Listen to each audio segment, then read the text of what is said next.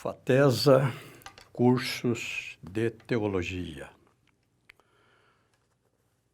Para os nossos alunos matriculados, na impossibilidade da aula presencial, estamos online entrando no seu lar. Lição de número 5. Lição de número 5 da nossa matéria Teologia do Obreiro. Teologia do Obreiro. Uma das 27 matérias que compõem o nosso curso de teologia. A lição número 5.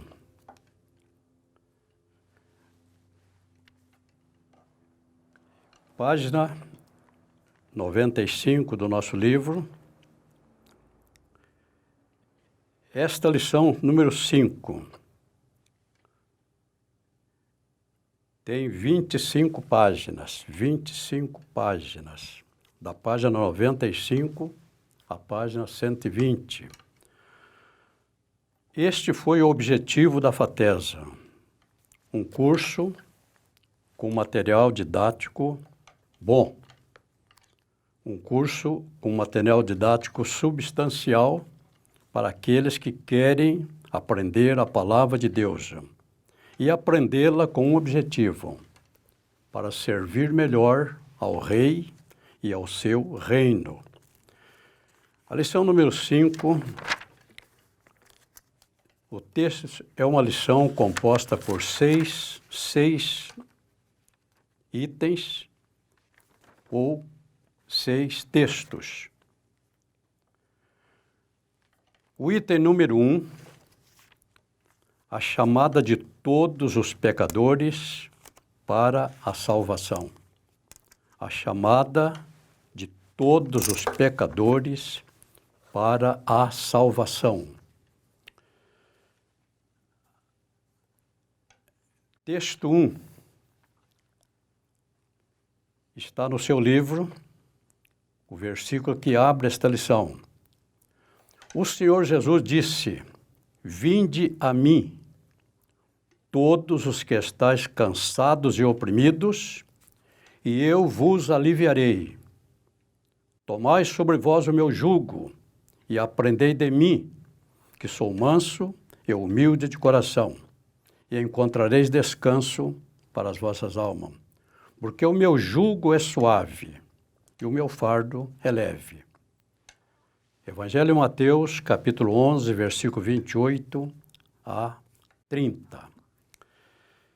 Nesta lição, segundo a doutrina bíblica que professamos, a do livre-arbítrio, todos os homens, sem qualquer exceção, são chamados para a salvação. Aceitá-la depende da vontade do homem. Aqui, eu preciso fazer uma ressalva, uma explicação. A FATESA foi um curso criado há 15 anos. E nós tínhamos aqui em Santo André uma escola muito boa. Um dos cursos de teologia, o maior do Brasil, a ETAD. A ETAD estava aqui já há uns 30 anos. E é um curso substancial. Porém, o nosso pastor, presidente, pastor Silas Josué de Oliveira, ele entendeu que nós poderíamos ter um curso nosso. Nós poderíamos criar um curso nosso, aqui em Santo André. E me desafiou para esse empreendimento. E nós começamos a trabalhar em cima desta ideia. Então, a escola, a FATESA, foi uma escola criada para a Igreja Evangélica Assembleia de Deus de Santo André, um grande ministério. Acontece que a FATESA começou a se expandir, começaram a vir alunos de outras igrejas. De certa feita, numa pesquisa feita, nós tínhamos aqui cerca de 50 denominações diferentes. E dentre essas denominações, vieram muitos alunos de outras denominações que não seguiam a doutrina do livre-arbítrio. Vieram presbiterianos, metodistas, batistas, tradicionais. E a nossa escola começou a ser uma escola eclética. Então, os livros foram escritos baseados na doutrina do livre-arbítrio. E, ao longo desses 15 anos, nunca nos chocamos com nenhum aluno de outra denominação. Nunca nos chocamos com nenhum aluno calvinista, nunca houve. Nós não fazemos aqui proselitismo, nós ensinamos a palavra de Deus, mas não fazemos proselitismo. Então, se perguntarmos, como professor de escola dominical, eu posso dar esse testemunho.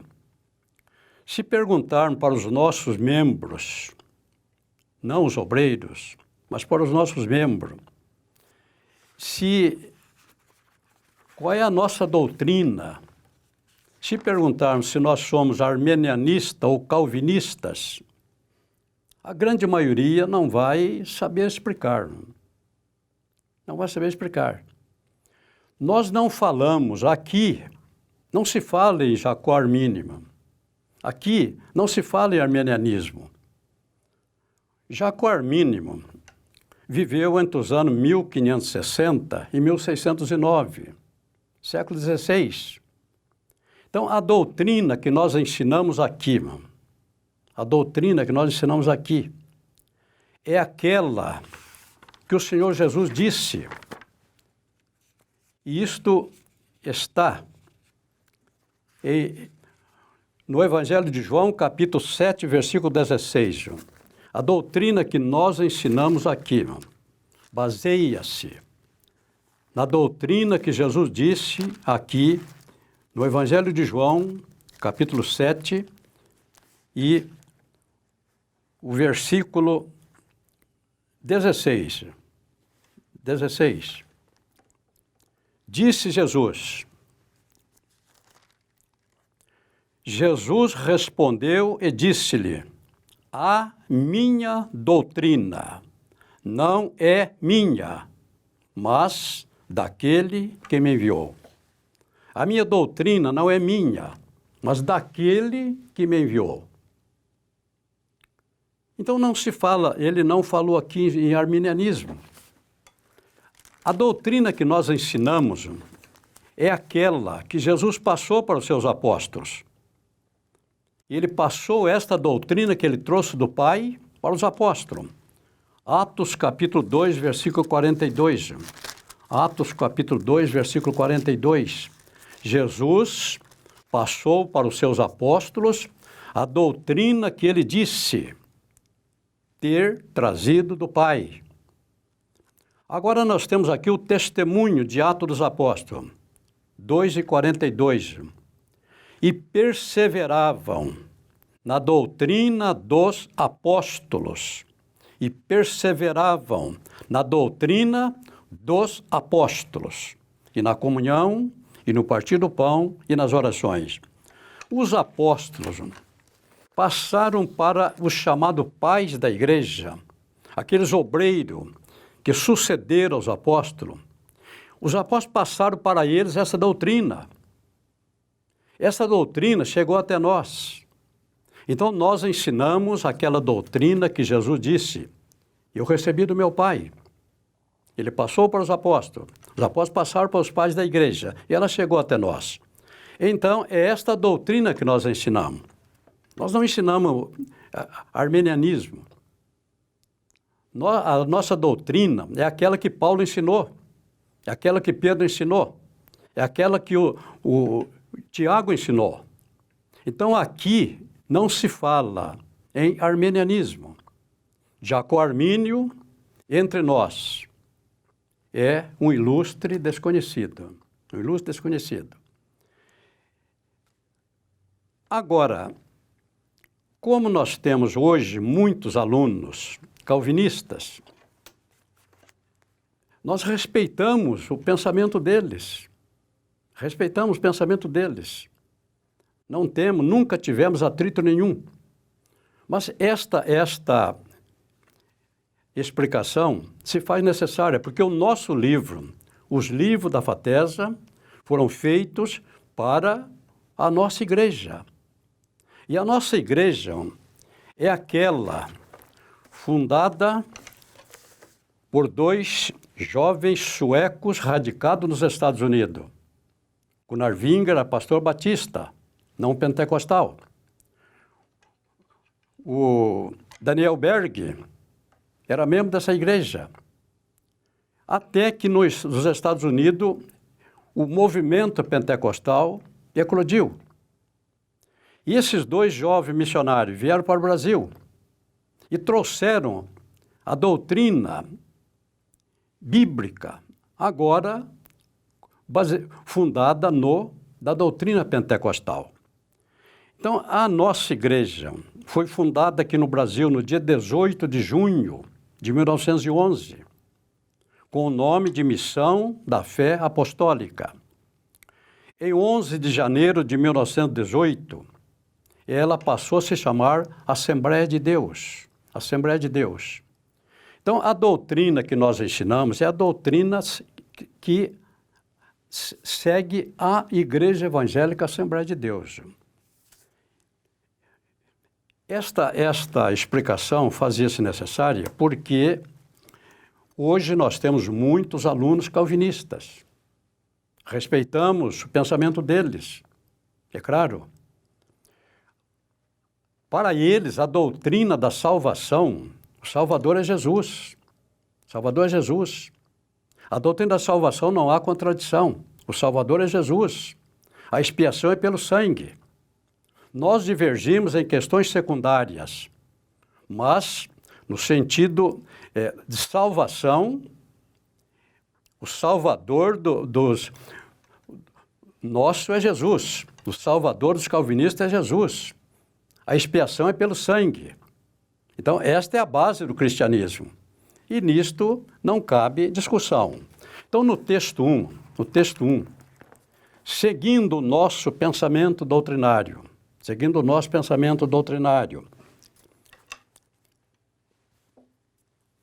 esta é, pois, a primeira e grande chamada.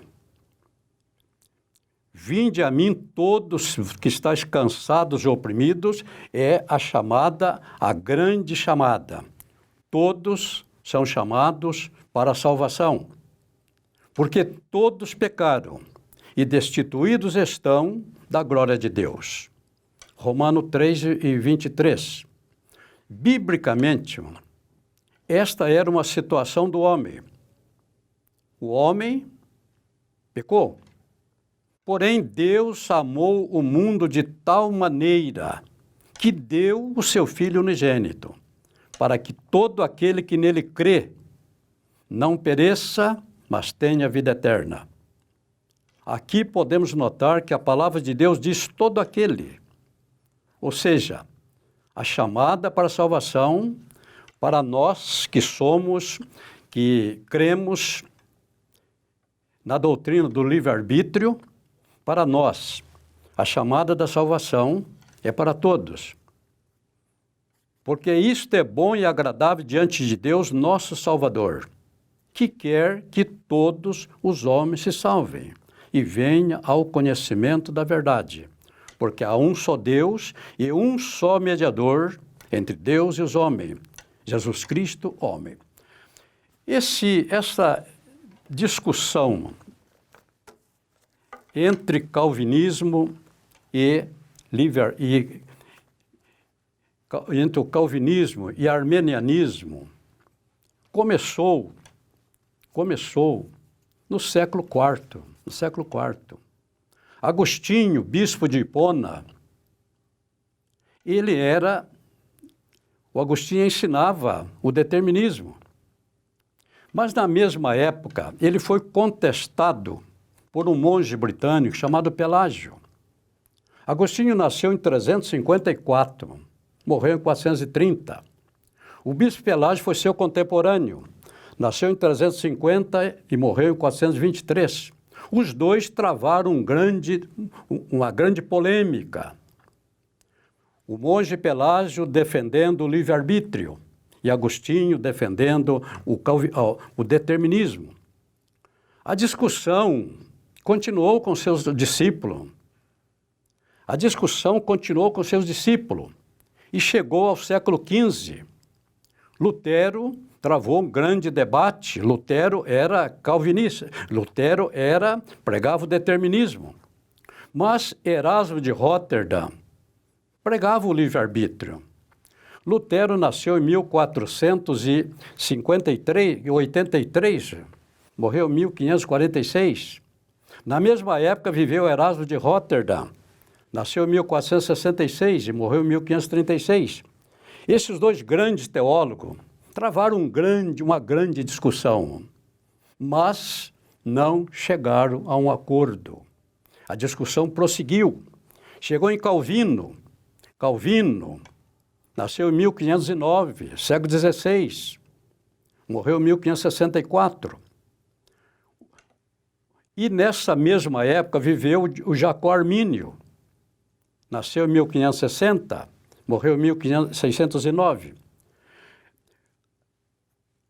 Houve uma grande polêmica entre Calvino e Jacó Armínio, mas eles não entraram no acordo. A discussão continuou. Essa discussão chegou até nós. Então, não haverá um acordo entre essas duas correntes. Não haverá um acordo. Se não há possibilidade de um acordo, cada um segue o seu princípio doutrinário, sabendo que o Salvador é Jesus, a expiação é pelo sangue, nós continuamos seguindo cada um o ensino da sua igreja. Então, na FATESA não há polêmica. Na nossa sala de aula nunca houve polêmica. Nós ensinamos a doutrina que nós vivemos, mas divergimos em ponto secundário. Mas no ponto crucial, que é a salvação, nós não convergimos. Então, nós entendemos que cada um deve ficar naquela denominação onde aconteceu o seu novo nascimento. Ele nasceu ali. Ele aprendeu ali. Ele deve permanecer ali. A salvação não depende de uma denominação. Na igreja presbiteriana, há salvação.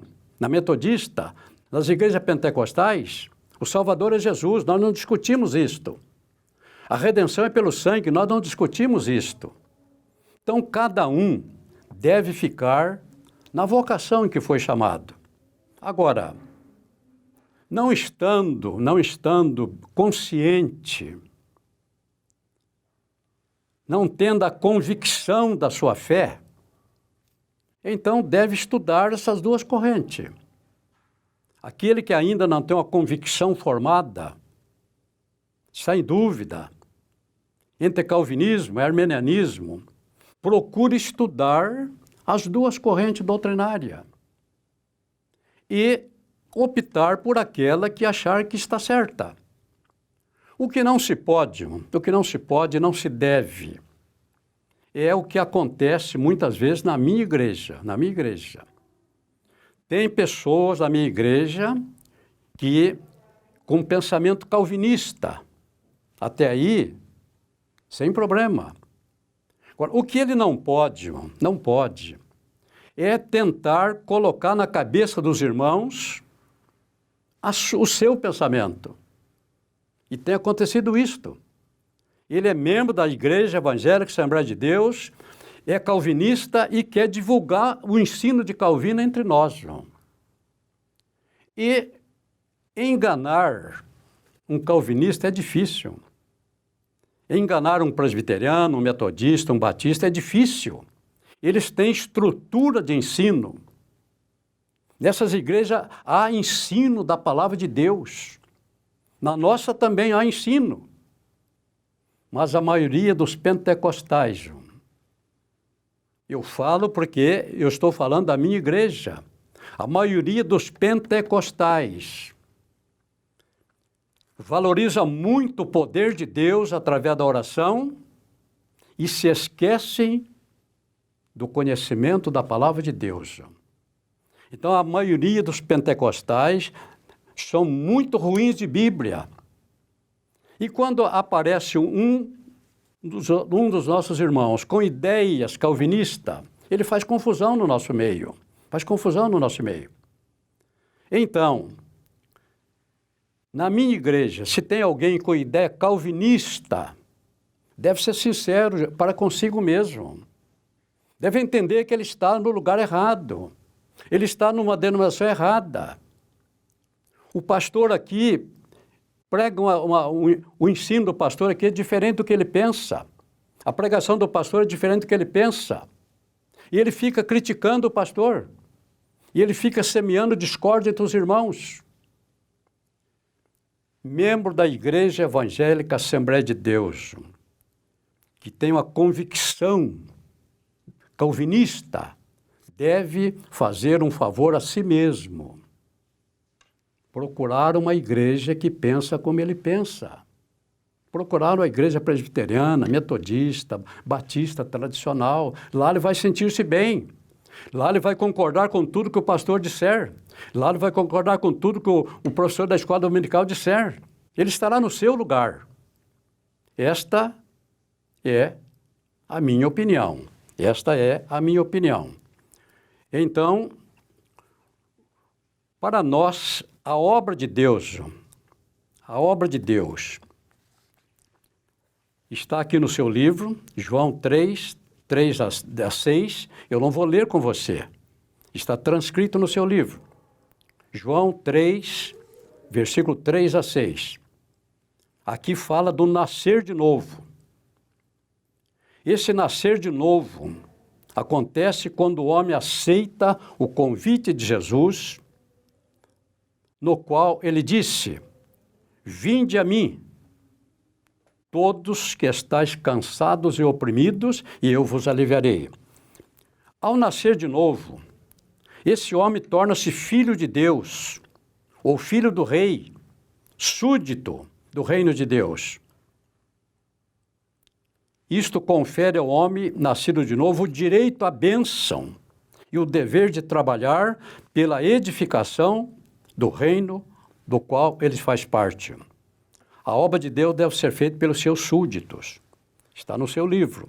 A obra de Deus deve ser feita pelos seus súditos. Quando Jesus escolheu os 12 apóstolos, escolheu dentre os seus discípulos. Então, na primeira chamada, Jesus disse: vinde a mim, todos que estáis cansados e oprimidos. Uma grande multidão aceitou o convite de Jesus. A igreja estava formada. Igreja não precisa do templo para ser igreja. Igreja é um povo que se reúne em torno de Jesus. Isto é igreja. Foi assim que Jesus começou. Onde ele estava, a multidão o rodeava. Ali estava a igreja. A igreja não depende do templo. A igreja é um povo congregado em torno do nome de Jesus.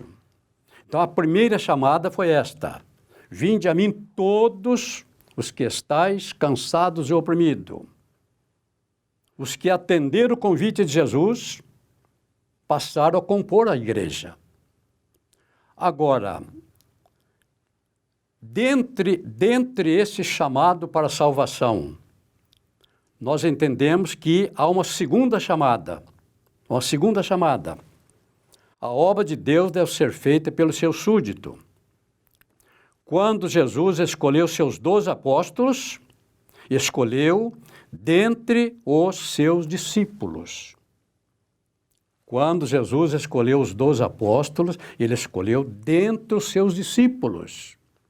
É dentre os discípulos que Jesus levanta os obreiros que vão dedicar o seu tempo integral à obra de Deus.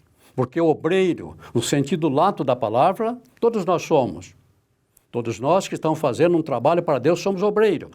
Dentre os discípulos, está aqui no seu livro, Lucas 6, 12 a 13. E aconteceu que, naqueles dias, subiu ao monte a orar e passou a noite em oração a Deus. E quando já era dia, chamou a si os seus discípulos.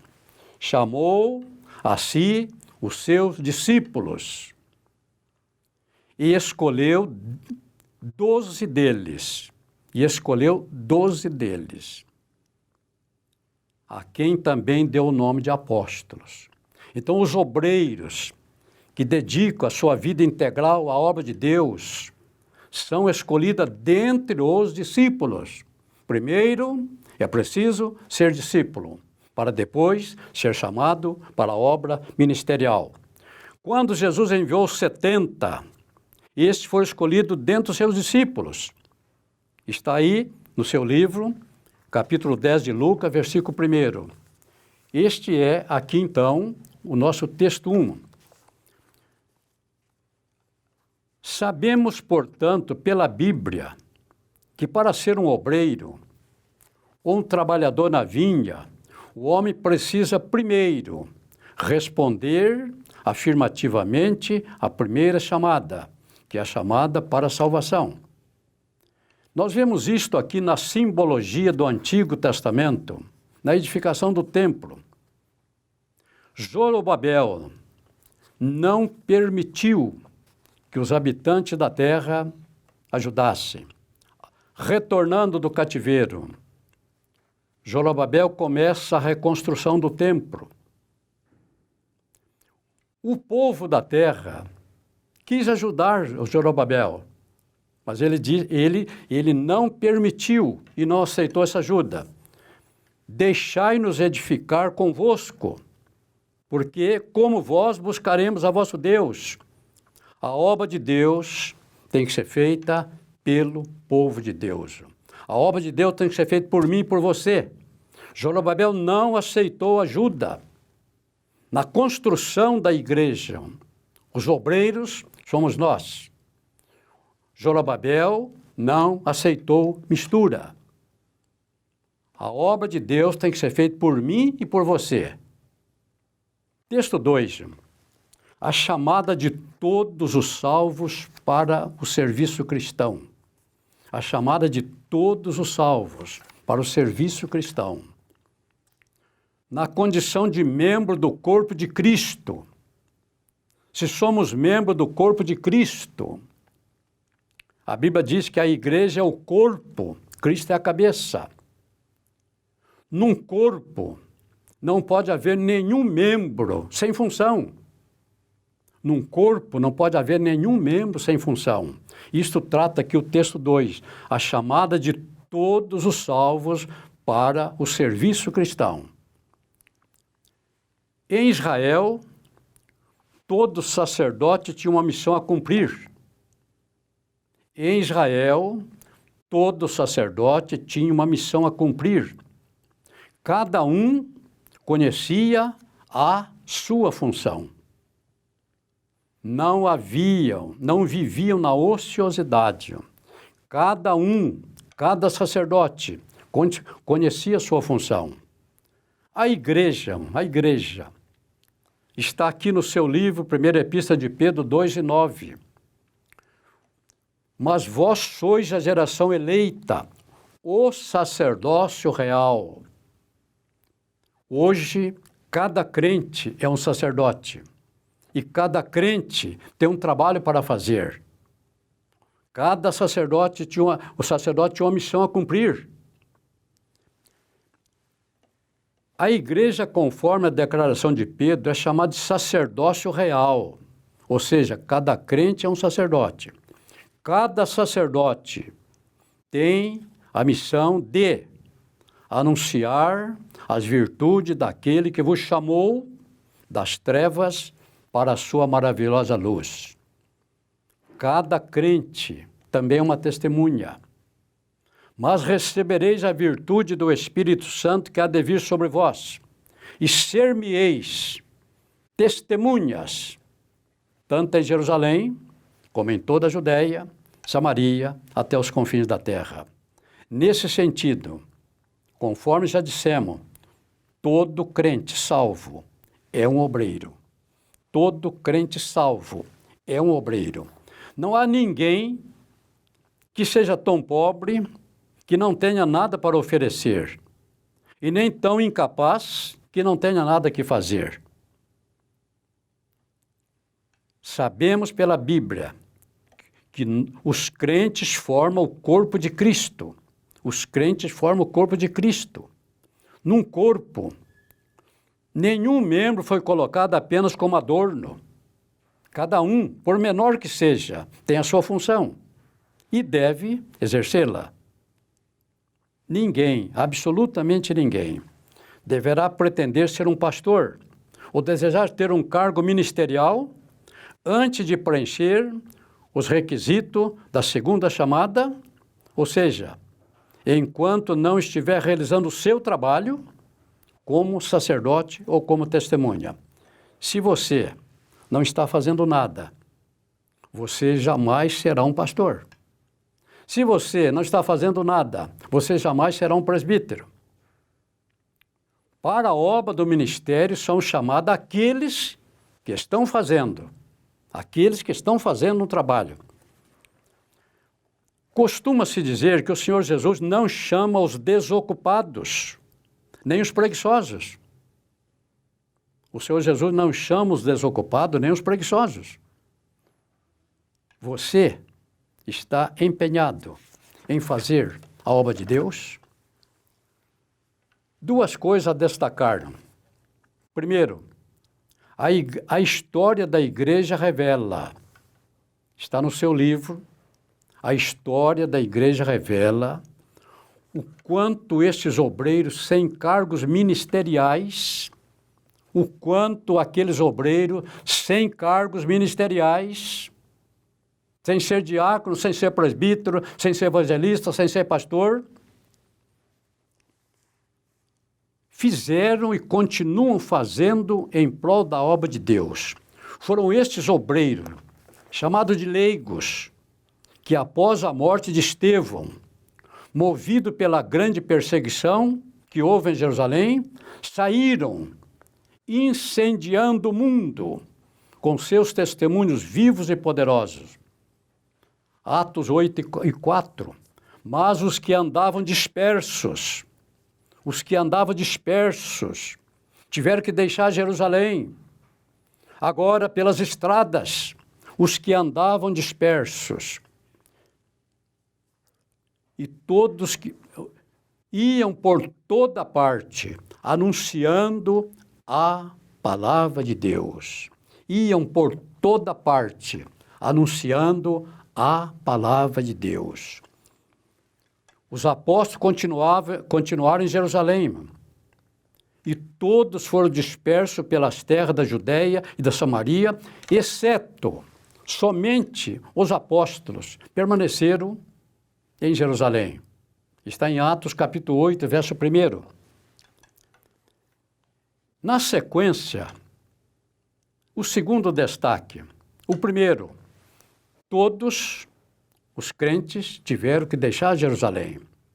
Mas não saíram lamentando, não. Perderam tudo, perderam casa, perderam móvel, perderam tudo. Mas não saíram lamentando. Por onde passavam, eles iam falando de Jesus. Por onde passavam, eles iam dando testemunho da sua salvação. Eles eram obreiros. Perdeu tudo, mas não perdeu a salvação. E por toda parte anunciando a palavra. Em consequência, esses obreiros, chamados leigos, fundaram a primeira igreja gentílica. A primeira igreja gentílica não foi fundada por um diácono, não foi fundada por presbíteros, não foi fundada por evangelistas, não foi fundada por pastores, foi fundada pelos crentes salvos, que, tendo que deixar Jerusalém, foram por toda parte e chegaram em Antioquia. E havia entre eles alguns varões de Chipre e de Cirene, os quais, entrando em Antioquia, falaram aos gregos, anunciando o Senhor Jesus. E a mão do Senhor era com eles. Aqui está o segredo. A mão do Senhor era com eles. Se você puder contar com a mão do Senhor, agigante-se e faça a sua obra. E grande número se converteu. Atos 11, versículo 20 a 21. A palavra de Deus fala de alguns varões de Chipre e de Cirene, sem nomes. Alguns varões de Chipre e de Cirene fundaram a igreja de Antioquia. Qual o nome deles? Eu não sei. A Bíblia não diz. Mas uma coisa eu sei, o nome desses varões estão no livro da vida do Cordeiro. Eu não sei o nome deles. Eles não fizeram nada em torno do nome deles. Há crente que quer trabalhar em torno do seu nome. Há obreiro que quer trabalhar em torno do seu nome. Mas existem aqueles que, esquecendo-se de si mesmo, esquecendo o seu próprio nome, insistem em levar ao pecador o nome de Jesus. Foram estes que esta igreja foi fundada por esse grupo de obreiros. Deus chama todos os salvos para que sejam suas testemunhas. Deus chama todos os salvos para que sejam suas testemunhas. Está aqui no seu livro. Você é uma testemunha de Jesus? O gadareno era. O gadareno era. E o gadareno, ao retornar para a cidade onde ele vivia os seus amigos, ele foi divulgando o nome de Jesus.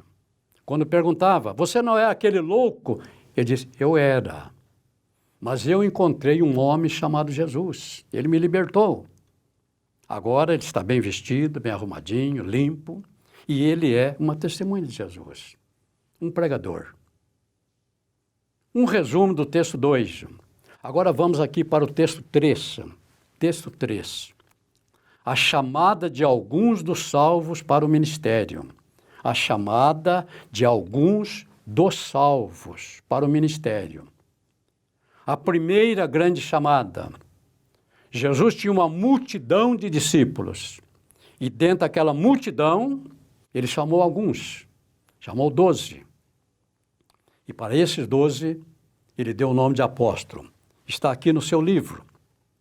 Lucas capítulo 6, versículo 12 a 16. Eu não vou ler com você. Nós transcrevemos no nosso livro as passagens bíblicas. Porque em muitos lugares onde você não está com a Bíblia, mas você está com o livro. Então aqui, e aconteceu naqueles dias, subiu ao monte a orar, passou uma noite em oração a Deus. Olha, a Bíblia chama a Bíblia. Jesus tinha que fazer uma escolha. Ele era um homem. Ele tinha uma escolha importante para fazer. E antes de fazer essa escolha, ele, Jesus, passou uma noite em oração. É assim que você faz? Será que é assim que eu faço? Antes de tomar uma grande ou pequena decisão, será que eu falo primeiro com Deus? Pedindo a sua orientação, pedindo a sua ajuda. Jesus fez. E aqui nós temos o nome dos 12 apóstolos escolhidos por Jesus. Esta era uma chamada para quem já é discípulo. Toda aquela multidão é discípulo. A igreja estava reunida ali. Não tinha templo. Durante mais de 300 anos, a igreja não se reuniu num templo. Hoje estão fazendo aí uma celeuma tremenda por questão de abrir ou fechar templo. A igreja nunca dependeu de templo para ser igreja. A igreja é o povo reunido em torno de Jesus. É isto ninguém poderá tirar de nós. O direito de reunirmos em torno do nome de Jesus, não tem Constituição que vai tirar isso de nós. Esse direito está garantido a nós pela Constituição do Reino de Deus. A Bíblia é a Constituição do Reino de Deus. E por este livro está assegurado o nosso direito de reunirmos em torno do nome de Jesus. Templo é um detalhe. O templo é um detalhe. Mais de 300 anos, os discípulos não tinham tempo para reunir, mas havia uma igreja. Então, na continuidade aqui, certamente que a grande maioria dos discípulos nunca receberá esta chamada. Esta é uma chamada especial para o ministério. E o escritor aos Hebreus disse: ninguém toma para si essa honra. Ninguém toma para si essa honra. Esta honra, é conferida por Deus. A escolha é feita por Ele. A escolha dentre os discípulos de alguns para fazer uma obra em tempo integral, essa escolha é dele. Ninguém toma para si essa honra, senão o que é chamado por Deus como Arão. Aqui nós temos a simbologia do Antigo Testamento. Se você quiser conhecer o Novo Testamento, se você quiser conhecer melhor a igreja, aplique-se ao estudo do Antigo Testamento. Tudo que está lá, para o judeu era real e literal, mas para nós há uma tipologia e uma simbologia. Isto explica o que é hoje a igreja. Então, aqui, todo sacerdote tinha que ser da tribo de Levi. Todo sacerdote tinha que ser da tribo de Levi. Mas nem todo levita era sacerdote. Todo sacerdote tinha que ser da tribo de Levi. Mas nem todo levita era sacerdote. Para o sacerdócio, além de ser da tribo de Levi, precisava ser da família de Arão. Todo sacerdote tinha que ser da família de Arão. Mas nem todos os descendentes de Arão eram sacerdotes.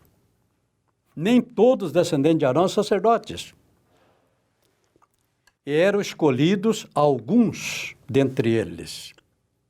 Então, primeiro, tinha que ser da tribo de Levi. Segundo, da família de Arão. Terceiro, escolhido dentre os da família de Arão. Aqui nós estamos falando dos dons ministeriais. Preenchidas as condições, restava agora ser chamado por Deus. O homem preenchia todas as condições, mas a chamada era de Deus. O apóstolo Paulo transcreve isto agora no Novo Testamento, em 1 Timóteo capítulo 4, versículo 14. Primeira epístola de Timóteo, vamos entender isto. A chamada é de Deus. 1 Timóteo 4, 14. O apóstolo Paulo diz o seguinte: não desprezes o dom que há em ti. Ele está escrevendo para Timóteo, um jovem pastor.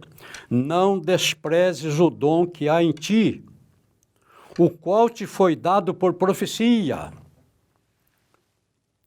Houve uma profecia pela qual Timóteo seria chamado para o ministério.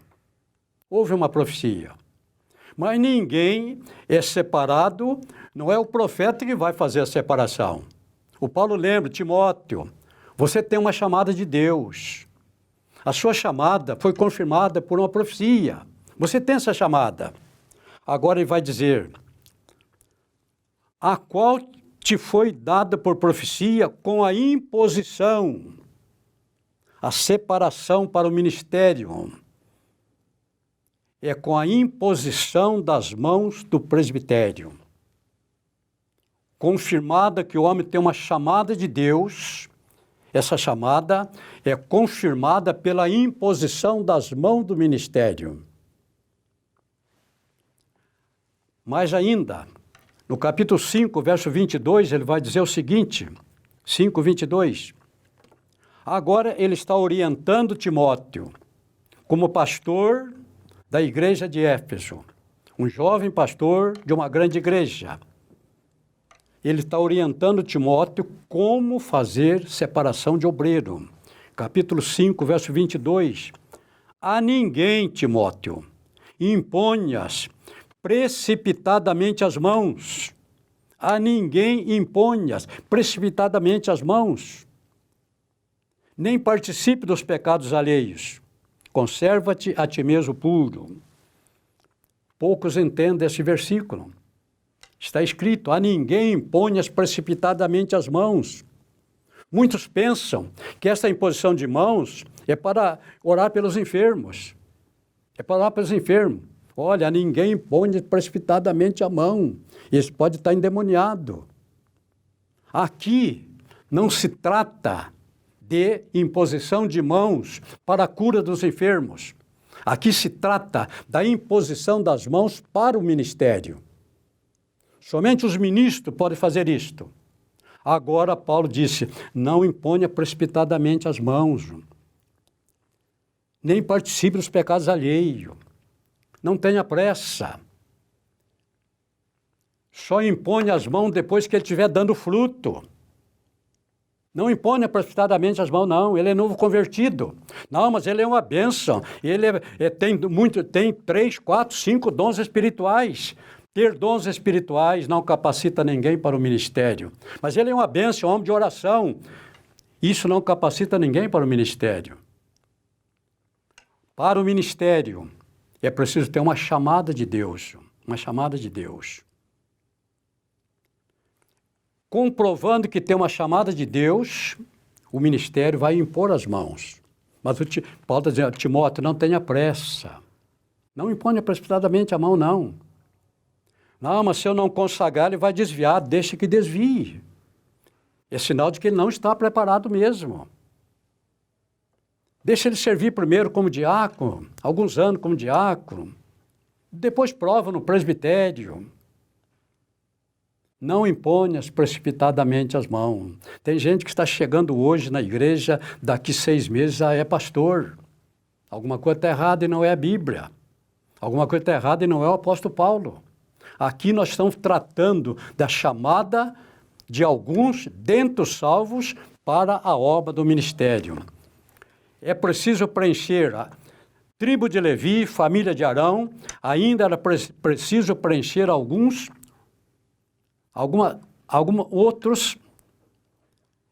outras exigências. Requisito, primeiro, ser da tribo de Levi. Segundo, ser da família de Arão. Terceiro, preencher as condições físicas e morais exigidas.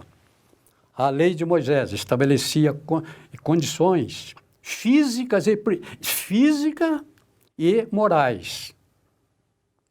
Se o candidato não apresentasse essas condições físicas e morais exigidas pela lei, embora da tribo de Levi, da família de Arão, ele não poderia ser separado para o sacerdócio. A chamada é de Deus. Ser aprovado e chamado por Deus. Esta é a quarta condição. Primeiro, ser da tribo de Levi. Segundo, da família de Arão. Terceiro, preencher as condições físicas e morais exigidas. Quarto, ser aprovado e chamado por Deus. Ser aprovado e chamado por Deus. A chamada é de Deus e a separação é do homem. A chamada é de Deus e a separação é do homem. Abra sua Bíblia em Atos dos Apóstolos, capítulo 13. Atos dos Apóstolos, capítulo 13, versículo 1 e 2 e 3. Atos dos Apóstolos, capítulo 13, versículo 1 e 2. Havia uma grande igreja em Antioquia. Em Antioquia havia muitos obreiros. E agora o Espírito Santo vai chamar 2. Quem chama é Deus, o Espírito Santo é Deus. Então, aqui no versículo 2, e servindo eles ao Senhor, e jejuando, disse o Espírito Santo, e servindo eles a Deus, e jejuando, disse o Espírito Santo, apartai-me a Barnabé e a Saulo para a obra a que os tenho chamado. Apartar-me a Barnabé e a Saulo para a obra que eu os tenho chamado. A chamada é de Deus. Mas a imposição, a separação é feita pelo homem. Então, na sequência, então, jejuando e orando, e pondo sobre eles as mãos, os obreiros, impondo sobre eles as mãos, os despediram. É assim que tem que ser, irmão. O homem tem que ser chamado por Deus, e a separação do ministério é feita por aqueles que já têm a unção ministerial. O texto 4, a chamada dentre alguns do ministério para um serviço especial. Chamada de alguns dentro do ministério para uma chamada especial. Isto aconteceu lá com Paulo e Sila.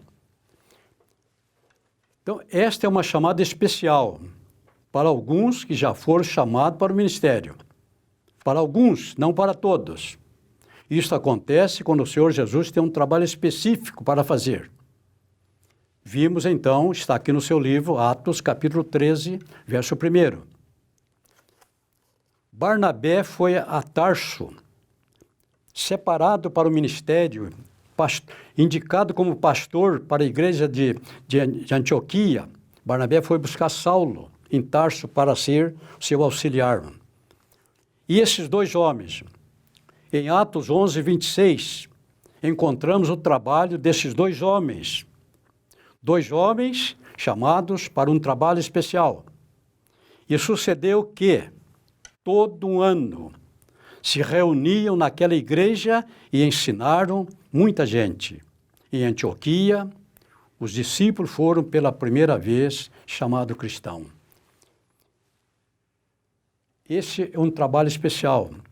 Nós poderíamos citar aqui o caso de Gunnar Wingre. Ele era pastor batista nos Estados Unidos, mas Deus o chamou para um trabalho especial. E ele foi enviado por Deus, veio para o Brasil. E começou ao lado de Daniel Berg, esse grande movimento pentecostal que chegou até nós. Podemos citar o caso de um pastor nosso chamado pastor Satiro. Era pastor da igreja do Belém. Satiro, ele foi para a Colômbia, há 40 anos. Ele chegou na Colômbia, ele e sua família. Começou um trabalho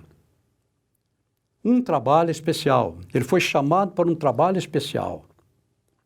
Hoje, Satiro construiu um verdadeiro império na Colômbia. Satiro, ano passado, recebeu a cidadania. Foi concedida a ele a cidadania colombiana pelo reconhecimento do trabalho que ele fez ali. Ele tem muitas emissoras de rádio, cadeia de televisão. Ele evangelizou. Ele tem mais de 60 mil membros na Colômbia. Mas ele não ficou só na Colômbia. Ele foi para a Venezuela, tem missionário na Venezuela, no Equador, na Argentina, no Peru e na Ásia. Satiro, um homem separado para um trabalho especial. Quando Deus chama, Deus vai aprovar essa chamada. Agora aqui vamos no texto 5. Considerações sobre a terceira chamada, a chamada ministerial. E ninguém toma para si essa honra, senão o que é chamado por Deus como Arão. Primeiro, o desejar é do homem. Desejar ser pastor, desejar ser apóstolo, evangelista, pastor, mestre, o desejar é do homem. Mas esta é uma palavra fiel. Se alguém deseja o episcopado, excelente coisa deseja. Mas isso não depende da vontade do homem. Não depende da vontade do homem. É o dono do rebanho, é a atribuição do dono do rebanho a escolha dos pastores. É o dono do rebanho que escolhe os pastores. Então você tem aqui 1 Pedro 5:2, apacentai o rebanho de Deus. João 10:27, as minhas ovelhas ouvem a minha voz. Aqui nós estamos vendo a chamada de alguns para a obra ministerial. O dono do rebanho e o preço pago. O dono do rebanho, o pastor não é dono da igreja, o pastor não é dono do rebanho. Ele é ministro de Deus, ele é servo de Deus. O dono do rebanho está aqui, apacentai o rebanho de Deus. Apacentai o rebanho de Deus. O Senhor Jesus Cristo declarou, eu sou o bom pastor dá sua vida pelas ovelhas. O texto 4, 5, o homem pode desejar ser um pastor. Se você deseja, excelente coisa você deseja, mas a escolha é feita por Jesus. A escolha é feita por Jesus. Esta é uma palavra fiel. Se alguém deseja o episcopado, excelente coisa deseja. Mas há um adágio, querer é poder. Aqui, esse adágio não se aplica. Aqui esse adágio não se aplica, porque o querer depende de Deus. Não vamos aqui comentar todo esse texto, mas vamos destacar aqui o candidato a sacerdote precisava ser. O candidato a sacerdote. Se você entender o sacerdócio levita, você vai entender o ministério da igreja hoje. Para o sacerdócio, para ser um sacerdote, primeiro, precisava ser da tribo de Levi. Primeira condição, tribo de Levi. Segunda condição, da família de Arão. Terceira condição, ser física e moralmente perfeito. Ser física e moralmente perfeito. E a quarta, ser chamado por Deus. Em Levítico 21, 16 a 21, encontramos uma lista de doenças ou defeitos físicos. Lá era real e literal. Era real e literal.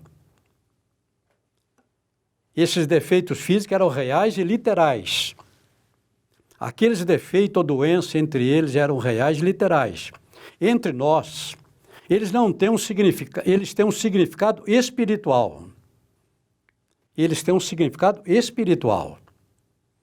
Para ser um obreiro, tem que ser física e moralmente perfeito.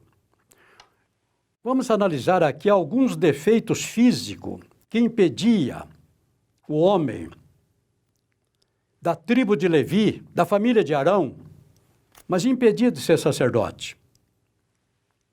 Primeiro, o homem cego. O homem cego. Se o homem era cego, ele não podia ser sacerdote. Agora, aqui no mundo espiritual hoje, pode, porventura, o cego guiar o cego? Se separar para o ministério um cego, ele não tem nenhuma visão de Deus. Ele não tem conhecimento bíblico. Esse cego, aqui, não cairão ambos no abismo? Tira a primeira trave que está no teu olho, e então verás. Bem para tirar aquele que tem uma trave no olho. Ele é crente, é membro da igreja, não importa quanto tempo ele esteja aqui, mas espiritualmente ele ainda é cego. Ele não tem a visão de Deus que deveria ter. Então, o homem cego não podia ser sacerdote. Segundo, o homem coxo. Coxo é o que não pode andar ou anda com dificuldade. Se ele não pode andar e anda com dificuldade, como é que ele vai guiar o seu rebanho? Agora, no sentido espiritual, que homem dentre vós, tendo 100 ovelhas e perdendo uma delas, não deixa no deserto as 99 e não vai após ela perdida até que venha achá-la? E achando-a, a põe sobre seus ombros, cheio de júbilo. Assim esse obreiro é coxo. Se ele não tem condições de andar na presença de Deus, se ele não tem moral para andar na presença da igreja, como é que ele vai poder carregar a sua ovelha? Terceiro, um homem de nariz chato. Aqui são os defeitos físicos que impediam. Ele é da tribo de Levi, da família de Arão, mas se ele tivesse esse defeito físico, ele não podia ser sacerdote. O homem de nariz chato não podia ser sacerdote. O judeu tem nariz afilado e um pouco mais comprido. Ter o nariz chato era um desvio da normalidade, considerado um defeito físico. Ninguém pode esconder o nariz. Então, obreiro que tem nariz chato, ele não vai poder esconder esse defeito. É impossível que não venha escândalo, mas ai daquele por quem viere. Aqui nós estamos espiritualizando aquilo que lá era material. Obreiro, para ser sacerdote, tinha que ser da tribo de Levi, da família de Arão, mas não podia ter defeito físico, membro demasiadamente grande. Acromegalia é o nome dessa doença. Um dos membros cresce de forma normal, prejudicando o corpo. O homem de Deus, no plano espiritual, tem que crescer proporcionalmente. De Jesus se dizia, e crescia Jesus em sabedoria, estatura e em graça para com Deus e o homem. Então, se o homem tem a mão grande, no sentido espiritual, lá no sentido físico, aqui no sentido espiritual, se o crente tem uma mão grande, ele não vai poder ser separado para o ministério. Ele vai começar a usar essa mão grande. Isso poderá escandalizar o seu ministério. Para ser sacerdote, embora sendo da tribo de Levi, da família de Arão, se o homem tinha o pé quebrado, ele não podia ser sacerdote. Ele é da tribo de Levi, da família de Arão, mas ele tem o pé quebrado. Na Bíblia, pé fala de andar com Deus. Efésios capítulo 4, verso 1, o apóstolo Paulo diz o seguinte: rogo-vos, pois, o preso do Senhor, que andeis como é digno da vocação com que foste chamado. Que andeis como é digno. Se foi chamado para pastor, tem que andar como é digno da vocação em que foi chamado. Agora, se o homem tem um pé quebrado, como é que ele vai poder levar o rebanho aos pastos verdejantes? Ele tem dificuldade para andar. Outra impossibilidade, mão quebrada. Ele é da tribo de Levi, é da família de Arão, mas ele tem a mão quebrada. Ele não podia ser sacerdote. No sentido espiritual, a mesma coisa.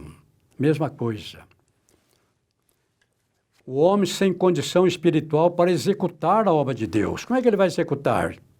Ele não pode usar suas mãos. Outro defeito que impedia o sacerdote da tribo de Levi, da família de Arão, de ser sacerdote. Corcunda. Ele não podia ter corcova. É uma curva saliente, arcada, corcunda. Faz com que o homem tenha dificuldade de levantar a cabeça, de olhar para cima. Então, tribo de Levi, família de Arão, mas ele é corcunda, ele anda encurvado.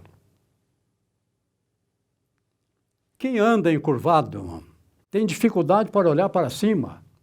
O corcunda tem dificuldade de olhar para cima. A tendência dele é olhar para baixo, e quando ele olha para baixo, ele só vê as misérias, as mazelas existentes na terra. É o caso aqui daquela mulher de Lucas, capítulo 13. Lucas, capítulo 13, nós vamos encontrar esse caso.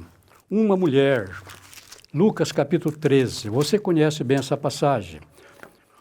A cura de uma mulher paralítica. Ela era religiosa. Todos os sábados ela estava na sinagoga. Todos os sábados estava na sinagoga.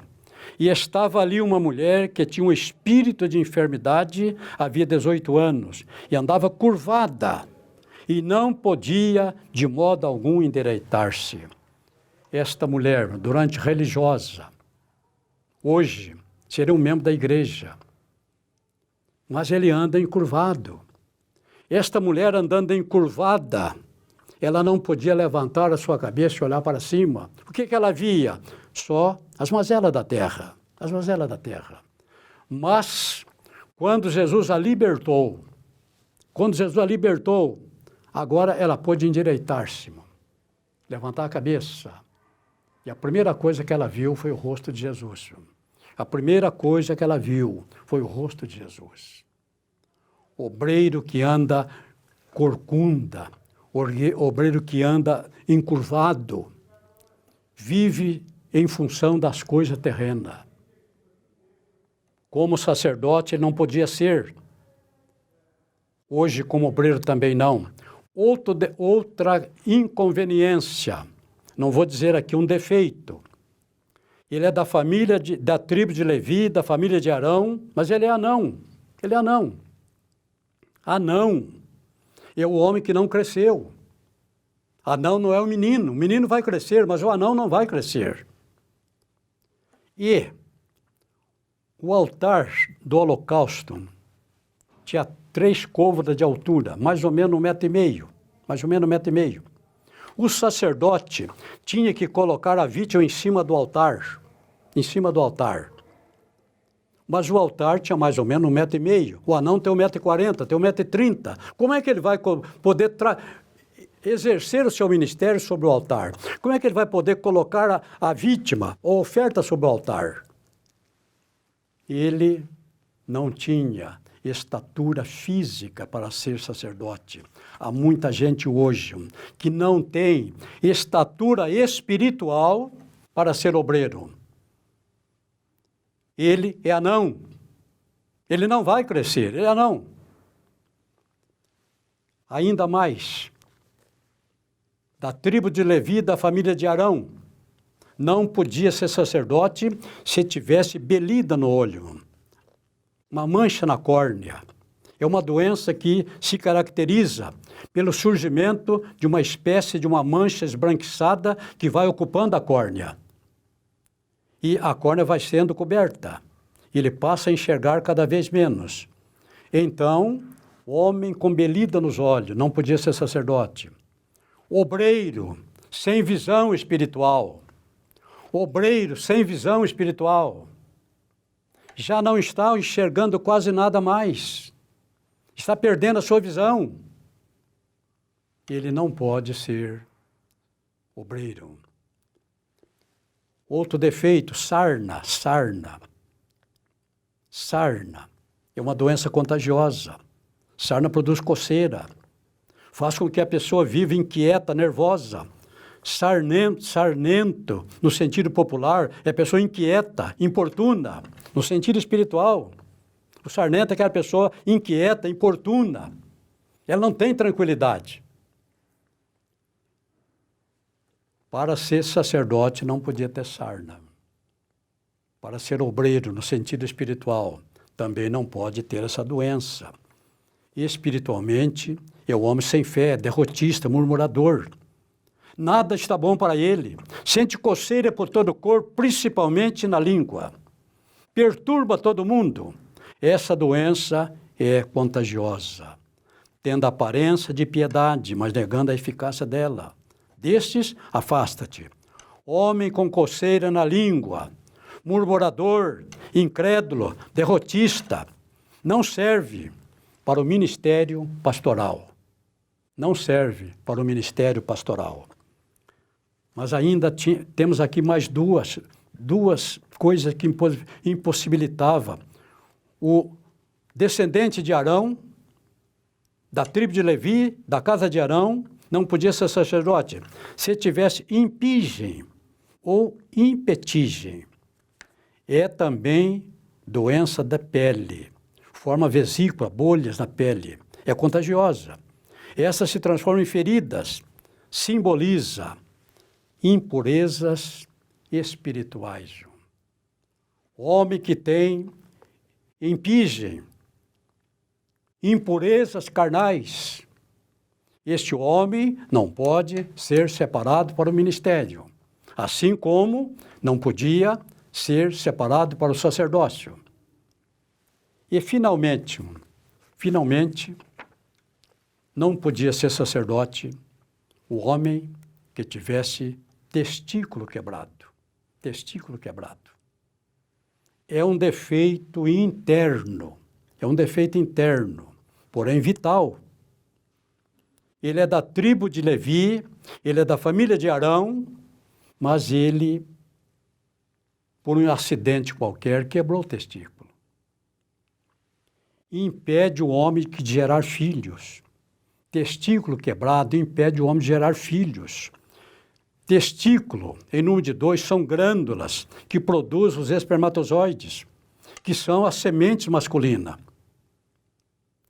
Um homem com testículo quebrado não pode ser separado para o ministério. Homem incapacitado para gerar filhos. Nós somos chamados para ganhar almas, gerar filhos para Deus. Então, se um homem tem incapacidade para isto, esse homem não pode. Nunca ganhou uma alma, não é um evangelista. Como é que eu vou separar esse homem para o ministério? Este homem não gerou um filho espiritual. Nem a família dele ele cuidou.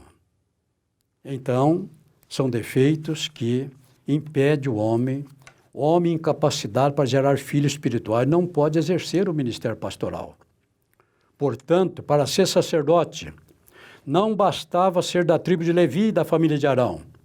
Hoje, para ser pastor, não basta ser um crente salvo. É preciso ser um salvo moral, espiritualmente irrepreensível, para que possa servir de exemplo para o obreiro. O texto 6, Deus sempre encontra os seus escolhidos. Deus sempre encontra os seus escolhidos. Muitas vezes alguns cometem o erro. Ele congrega numa igreja pequena, numa congregação, e de repente o inimigo coloca na cabeça dele, aqui, congregando aqui, você nunca vai ser um obreiro. Você tem que congregar numa igreja grande, tem que congregar na sede.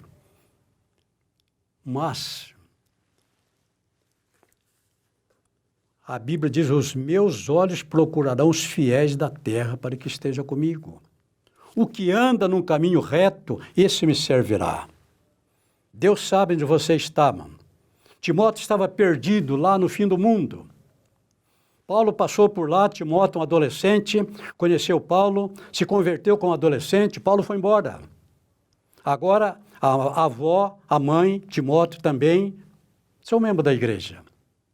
E Timóteo poderia pensar, como eu gostaria de ser um obreiro igual Paulo. Mas aqui, nesse fim do mundo, nunca eu vou poder ser um apóstolo como Paulo. Nunca. Mas o que Timóteo não sabia é que Deus conhece os seus escolhidos e sabe onde eles estão. Um dia, quando Timóteo menos esperava, Paulo estava lá de novo. E Timóteo seguiu com Paulo para a obra ministerial. Deus encontrou Timóteo. Deus encontrou Moisés. Moisés agora com 80 anos. 80 anos. Há 40 anos que ele pastoreia, pastor das ovelhas do sogro dele. Moisés está com 80 anos. Moisés pode pensar, para mim acabou. O mundo acabou. Eu estou com 80 anos. O meu fim agora vai ser esse aqui. Pastorear as ovelhas do meu sogro. Mas Deus tinha uma chamada para Moisés. E quando menos ele esperou,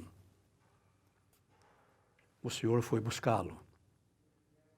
Não importa onde você está, Deus sabe e conhece o seu coração. Se você está no propósito de Deus para ser um obreiro, tranquilize. Continue servindo ao seu Deus da melhor maneira que você puder servir. Porque foi assim que o Barnabé foi descoberto. Ele estava fazendo a obra de Deus. Ele estava trabalhando entre o povo. Um dia o apóstolo Pedro estava de olho nele. Ele estava perdido entre a multidão. Mas o apóstolo Pedro, usado pelo Espírito Santo, estava observando aquele homem. E um dia ele disse aos outros apóstolos: vocês já prestaram atenção naquele homem? Qual homem? Aquele lá, de camisa tal. Qual é o nome dele? Eu não sei o nome dele. É aquele de camisa tal. Pedro não sabia o seu nome, mas Pedro estava observando o seu trabalho. Ninguém que não esteja fazendo nada não será chamado para o ministério. Aqueles que estão dizendo, enquanto eu não for separado para o ministério, eu não vou fazer, não. Se você pensar assim, você nunca vai ser separado. Deus chama aqueles que estão fazendo a obra. Deus não vai chamar você para fazer. Deus vai chamar você porque você está fazendo. Deus vai chamar você porque você está fazendo. Se você não estiver fazendo, perca a esperança. Deus vai chamar se você estiver fazendo a obra de Deus. É assim que nós temos aqui. Como é que ele encontrou o Davi? Que esperança tinha o Davi? Pastoreando as ovelhas do seu pai? Mas Deus encontrou o Davi. Então, esse texto último fala, Deus sempre encontra seus escolhidos. Deus sempre encontra seus escolhidos. Se você for um escolhido de Deus, tranquilize. Continue fazendo o seu trabalho. Mas o pastor não está vendo. Você não está trabalhando para o pastor. O ministério aqui não está vendo, você não está trabalhando para o ministério. Você está fazendo a obra do Senhor. E o Espírito Santo está com você. Você está na mira de Deus. Não faça para ser visto. Não faça para ser visto. Faça porque você ama a obra de Deus e você não quer ir sozinho para o céu. Você quer levar a sua família, você quer levar os seus amigos, você quer levar os seus vizinhos. Ganhador de alma não precisa título ministerial. Para ser um ganhador de alma, não precisa título ministerial. Mas, para ser chamado para o ministério, é preciso que esteja fazendo a obra de Deus. Esta é a verdade bíblica. Que o Senhor nos abençoe. Que esta aula possa ter sido para você uma bênção. Esta é a FATESA, curso de teologia. O propósito nosso é este que nós desempenhamos aqui, ensinar a palavra de Deus para quem quer aprendê-la com o objetivo, servir melhor ao Rei e ao seu reino. Que Deus nos abençoe. Amém.